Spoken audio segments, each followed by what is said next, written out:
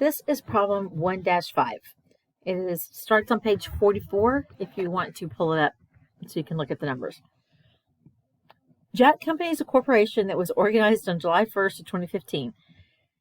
The June 30, 2022 balance sheet for Jack is as follows. And we have lots of assets. Current liabilities is the only liability. And then, of course, there's stock and retained earnings account. All right, the experience of other companies over the last several years indicates that the machinery and equipment can be sold at 130% of its book value. So let's just write some numbers down real quick. Okay, machinery and equipment right now have a value of $1,473,500. That's their net book value. But they think they can be sold for 130% of that. So I'll multiply that by 1.3.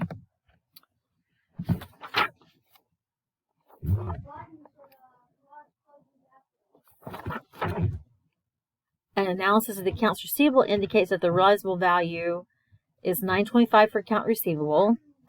Land is at $70,000. Inventory should be restated to $1.2 million. Callaway Corp plans to exchange 18,000 of its shares for the 120,000 of Jack shares. So basically, they're buying the corporation. During June of 2020, the fair value share of Callaway Corp is $270. Acquisition costs are $12. Stockholders' equity account balances of Callaway as of June 30th are, and they give us the balances. The main thing that we need to pick up from that is that common stock has a par value of $10. So that's going to come in handy.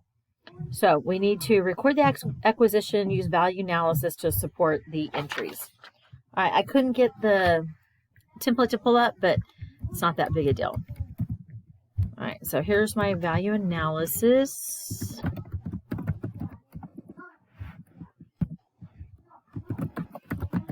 All right, the amount paid is going to be the 18,000 shares that they traded at a value of $270 a share.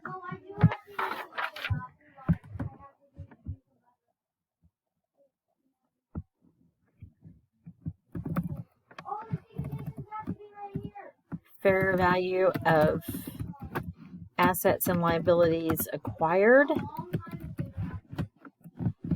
All right, we're getting investments for 400, 500. Accounts receivable.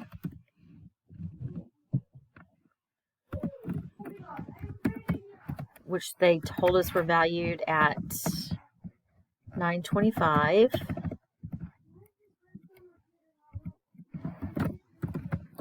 Inventory, they told us was valued at $1.2 million.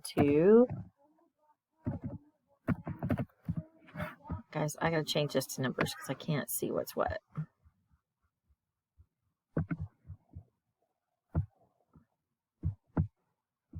It's better. Prepaid insurance has a value of $18,000. Land, did they change the land? Land is $70.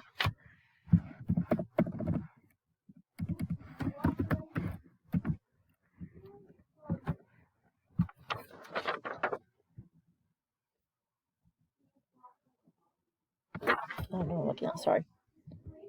And what do we do with goodwill? We ignore the goodwill. But we have current liabilities.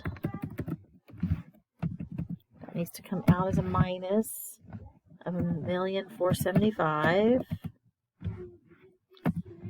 So then we add that up.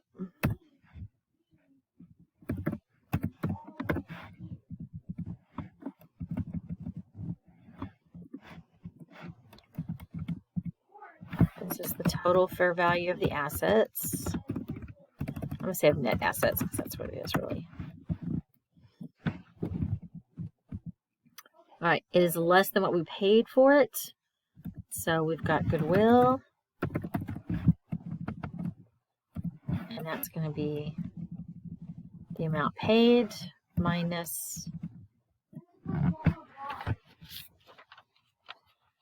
that. I feel like I've got something wrong there. 925, a million two, 18. Oh, I left out the machinery. I thought goodwill looked pretty big. So let me put back in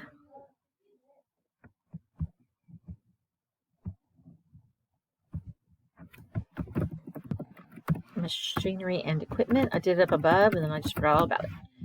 Machinery and equipment, 1915550. Okay.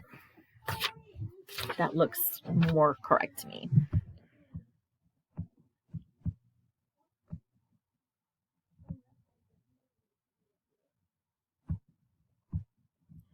Now we have to do the journal entries. So this was our value analysis. And then our entry for acquisition on Callaway's books is who we're doing. Callaway.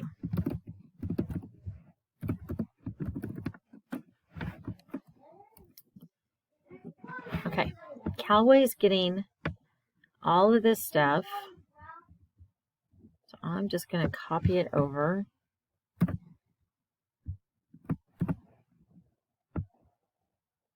I don't want to do that.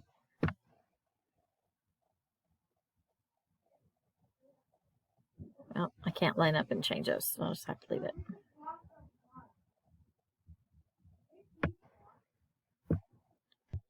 I'll move that down a bit. There we go.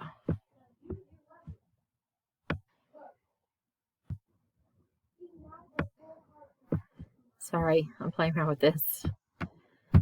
Okay. And I also have goodwill for 1805950. I have to credit my current liabilities.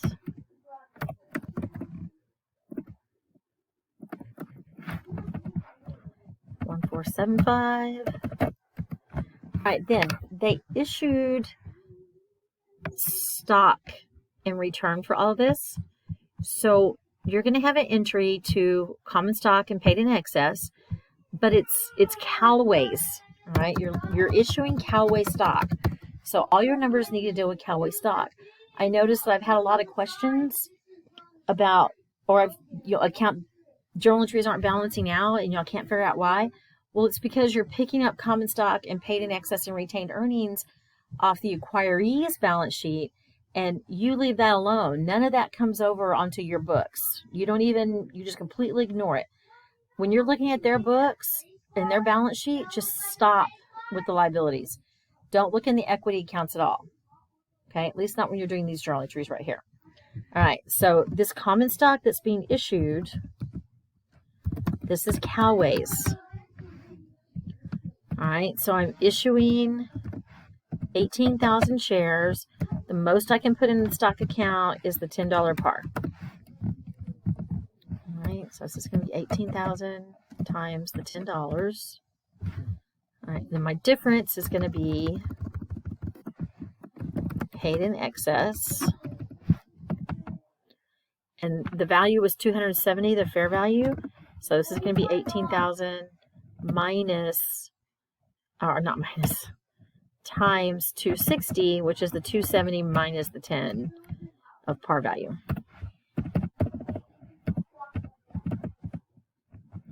And then always make sure that this balances out.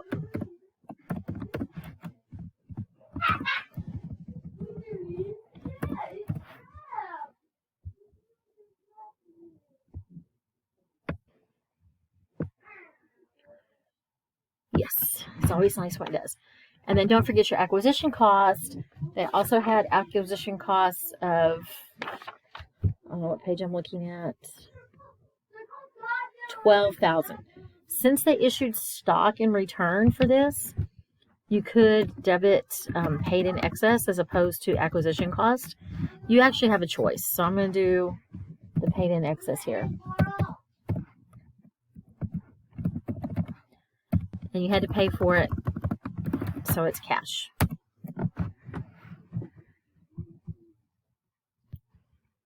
So that was problem 1-5.